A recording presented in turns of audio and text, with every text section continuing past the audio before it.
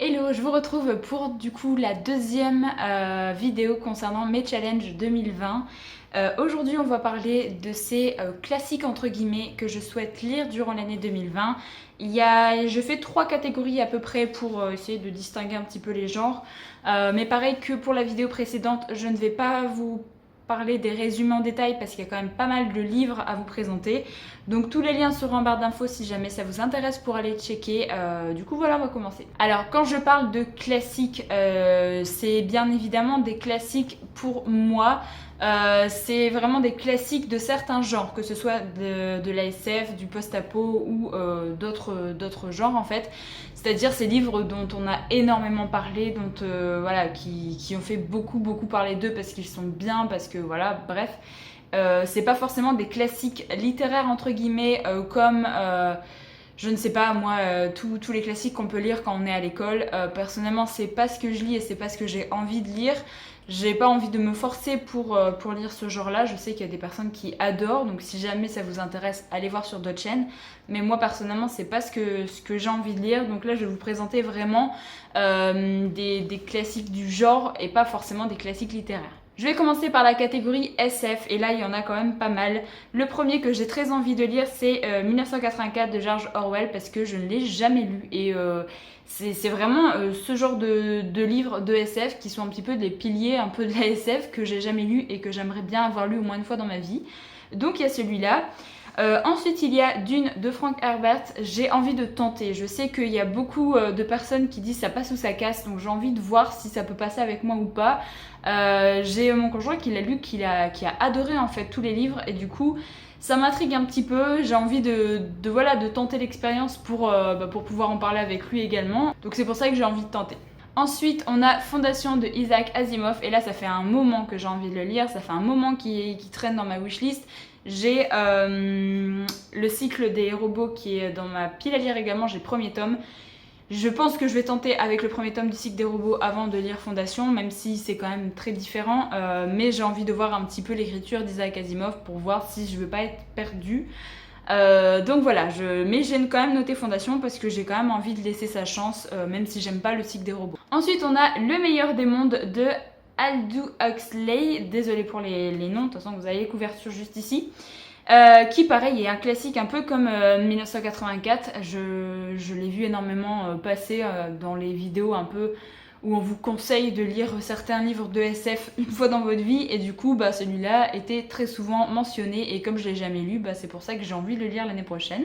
On a également Chronique martienne de Bradbury, puisque après Fahrenheit 451, il me semble, si je ne me gourre pas de chiffres, c'est un peu son deuxième livre assez phare en fait, et du coup j'ai envie de voir un petit peu ce que ça peut donner, et j'avoue que le synopsis m'intrigue pas mal, donc voilà. Ensuite, j'ai plus le nom de l'auteur, mais c'est Les androïdes rêvent-ils de moutons électriques, qui est du coup un livre que, pareil, beaucoup de personnes, j'ai l'impression, ont lu, ou alors beaucoup de personnes mentent et disent qu'ils l'ont lu, je ne sais pas.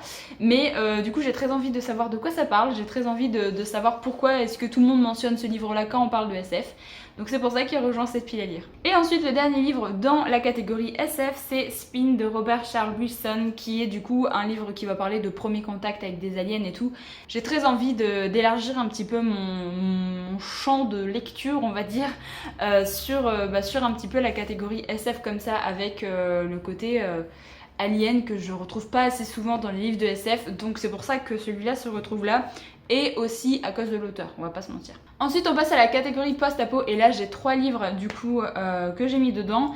Il y a Silo de Hugh Howey, que pareil, je pense que j'ai pas le présenter, ce livre là est méga connu, et je ne l'ai jamais lu, donc j'ai bien envie de savoir de quoi ça parle. Ensuite il y a Métro 2033 de Dimitri Glukowski, qui est du coup pareil un peu un classique du genre, et j'ai envie de tenter en fait. Je me dis je veux pas forcément aimer tous les livres que je vous présente là dans cette vidéo parce que ce serait étonnant, ce serait chouette mais ce serait étonnant, mais j'ai envie de tenter quand même surtout les premiers tomes par rapport aux grosses sagas comme Dune, Fondation, là Silo et Métro 2033, parce que c'est quand même des très grosses sagas, il faut aimer quand même faut bien accrocher pour continuer, donc voilà, c'est pour ça que j'ai envie de tenter, mais en même temps je me mets pas la pression. Si jamais j'aime pas, eh ben tant pis. Mais voilà, c'est quelque chose que j'ai envie de faire l'année prochaine. J'ai envie de m'accorder du temps pour lire un petit peu ces classiques. Et le dernier livre de post-apo que j'ai noté, et celui-là par contre je suis pas forcément... Je sais pas, je l'ai mis parce qu'il me tente, mais je veux pas me forcer. C'est Ravage de Barjavel, parce que j'ai un peu peur de lire cet auteur. Je sais pas pourquoi, j'ai plein d'a priori sur cet auteur. On verra bien. Je peux tenter, je regarderai s'il est à ma médiathèque ou autre. Mais je vais tenter, je vais voir ce que ça donne. Et si ça me plaît pas, tant pis. Si ça me plaît, bah, j'aurai une très bonne surprise et j'arrêterai d'avoir des a priori bizarres. Et ensuite, on passe à la dernière catégorie qui est un peu la catégorie thriller. Je souhaite lire Le Chuchoteur de Donato Carisi, qui est déjà dans ma pile à lire depuis pas mal de mois. Je l'ai acquis en 2019, je dis de la merde. Et je n'ai toujours pas lu parce que ce livre me fait un peu flipper. Je sais pas, même si j'ai entendu d'extrêmement bons avis sur ce livre, sur cet auteur, le thème me donne pas forcément... me hype pas de fou. Je me dis pas, oh chouette, je vais lire un livre où il y a des bébés démembrés. Voilà, j'ai envie de le lire, j'ai envie de voir ce que ça peut donner, mais c'est vrai que du coup je me mets jamais, je me pose jamais pour commencer ce livre-là, alors que peut-être que je vais adorer, hein, mais voilà. Ensuite il y a Avant d'aller dormir de, je ne sais plus son nom, Watson quelque chose, je crois. Enfin bref, vous avez la photo, qui pareil est un best-seller du genre, et j'ai très envie de voir de quoi ça parle. J'avais lu le résumé, ça m'intriguait pas mal. Donc c'est pour ça que je l'ai rajouté ici. Et ensuite, le dernier livre du coup de cette vidéo, c'est Puzzle de Franck Tillier.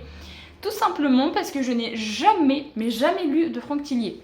Je ne suis pas une grande lectrice de thriller, ça c'est sûr et certain.